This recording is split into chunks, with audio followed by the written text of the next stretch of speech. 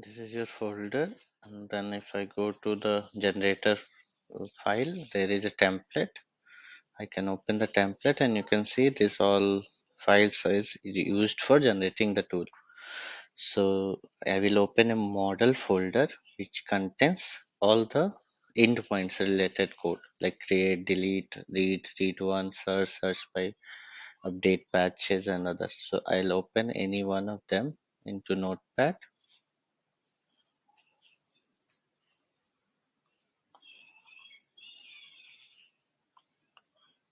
Okay, and then I will disable the token validation at this line.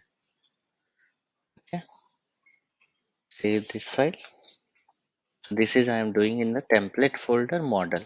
Similar to this, I can disable the same line in all the uh, endpoints of the template file. So this validation. So in that way, this when you generate the code, these all endpoints will be not protected from the JWT token, and you can use it in the browser.